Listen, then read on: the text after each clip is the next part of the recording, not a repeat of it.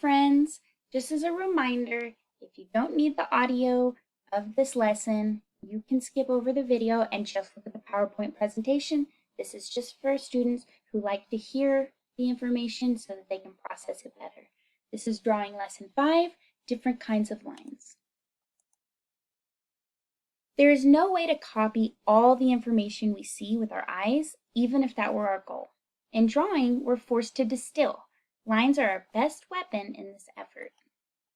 While lines in their simplest form are just a series of points going in a particular direction, they also have the power to send the eye and mind along a particular path of movement. Straight and curved lines play different but equally important roles in conveying this visual information. Da Vinci's curves are created with restraint. They push outward, implying the fullness of the muscle mass.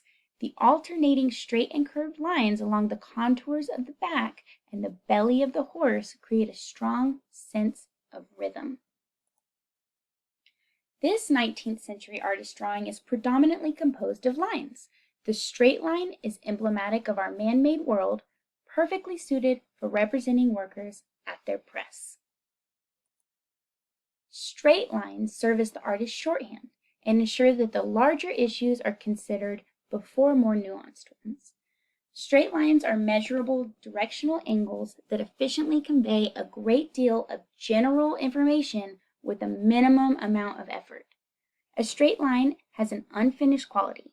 It reads as a first thought, a reminder that this is just an estimate to be finessed at a later time. But these beginning unfinished lines can link individual elements into a coherent visual whole. Strength of composition comes from these interlocking shapes and angles. In contrast to straight lines, curved lines reflect the growth, unpredictability, and fluidity found in nature, and as such they are responsible for the animation of a work of art. Many uncontrolled curves give the appearance of exuberant emotionality, often conveying more effervescence than precision. A curved line tends to feel complete even if it's not accurate, making it difficult to find and correct errors as the drawing progresses. While essential, curves are notoriously hard to judge accurately, so I tend to use them judiciously, especially at the beginning of the drawing. In this drawing, the artist who so loved the analytical process did this playful drawing of his wife, not using any straight lines. This is all using curved lines, which gives it that playful feeling. Be flexible and go lightly. That's very important. Before you begin drawing, it's important to remember that flexibility in the beginning stage of a drawing is key. The first few marks of an artist's drawing are often quite general or broadly placed. However, that does not mean they're inaccurate. Go light and slowly at first, extending the beginning stage as long as possible. If you asked me how to get to Seattle from New York City, I would be correct in saying go west. But if I tried to be more specific without yet knowing my facts and I told you take a right and then 2 lefts, I would be incorrect. You're better off giving a broad directional mark that you know will be truthful even if it's very unspecific. This way you can refine your information over time. One of the most immediate things beginners can do to improve their work is to draw lightly. When a student gets too dark right away, it creates an emphatic statement, essentially saying, I know this is where I want to start off. And if it's too dark and specific, you'll find that your finished drawing, I'm sorry, what? I don't know why I wrote that so weird. Basically, your drawing's going to be finished way before you intended it to, and you're not going to be able to go back and fix it. Okay, that's what I was trying to say there. I'll fix it in the file when I'm done. Furthermore, it's often difficult to erase heavy beginning lines.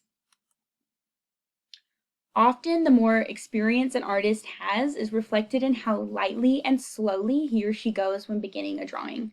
The experienced artist knows that the longer the drawing's kept flexible or open, the more the accuracy can increase over time.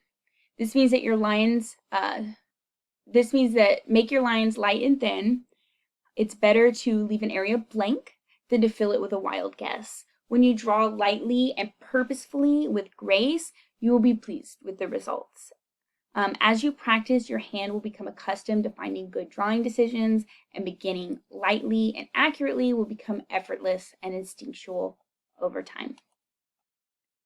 The pencil point just barely touches the surface of the page, just very, very light. It's almost not touching it.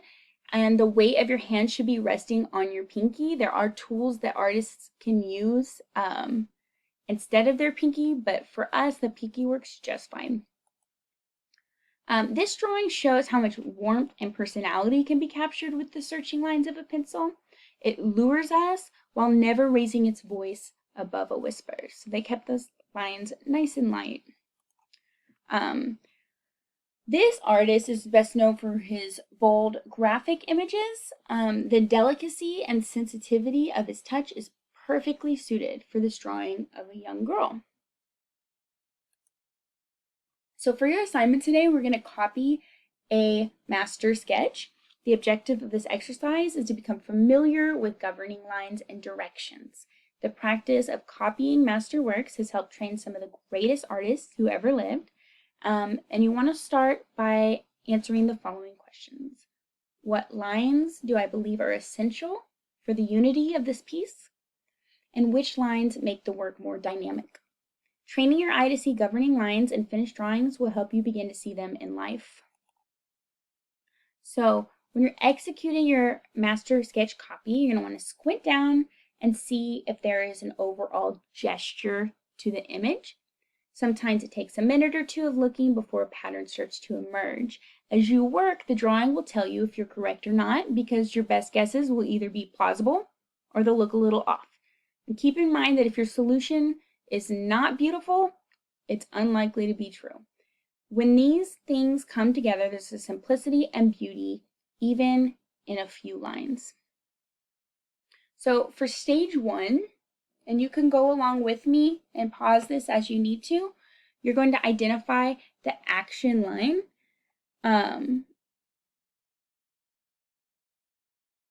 Hold on, before you do that, let me show you. This is what we're going to be drawing, okay? And I will upload a copy of this image onto the virtual classroom so that you will be able to use it. So you're going to identify the action lines. You're going to take a best guess at a single angle direction to see if you can account for some of the movement of the work. It can go straight down the center or through forms from the top of the drawing to the bottom. Right now, you're a detective just looking for clues, trying different theories to see which ones work. Sometimes it's not possible to find one single angle direction, in which case just use the minimum necessary to account for the facts. Okay, so you're going to mark lines at the top and bottom to dictate the scale of the drawing, and then articulate the action line of the image. In this image, a vertical weight line and several arcs serve this purpose.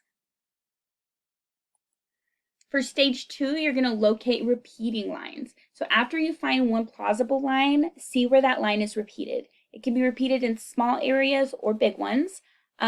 See how many times you can find that one angle direction. Follow it on a trail as it starts somewhere, dissolves, and then reappears elsewhere. Not all lines will repeat. Some will radiate as seen in the drawing above. I recommend bringing numerous master copy analyses no further than this degree of finish, just so you can practice many of them rather than perfecting one or two. I'm only asking you to turn in one, so it's okay if you only do one. Place a few governing lines to get an overall shape to the gesture. In this image, an ovoid shape for the rib cage and an additional arc to capture the tip of the body achieve this goal. For stage 3, you're going to establish coherent shapes. So begin to formalize individual lines into coherent shapes. A drawing can come together quite quickly at this stage if the initial lines are well placed. Remember, if they're not, you can erase and move them. Once you have located the shapes, it becomes easy to determine if the drawing is working or if the proportion or gesture is off in some way. The initial structural lines and gestures provide the strength and the bones of the work. Take your time in positioning the shadow shapes and formally stating the large planes of the body, and correct inaccuracies along the way. Formalize the lines into coherent shapes so that your drawing more closely resembles the original drawing. For stage 4, you're going to articulate the basic gesture. So when you're comfortable finding these first few lines, practice developing the drawing a little further. Then start applying what you have learned when working from life.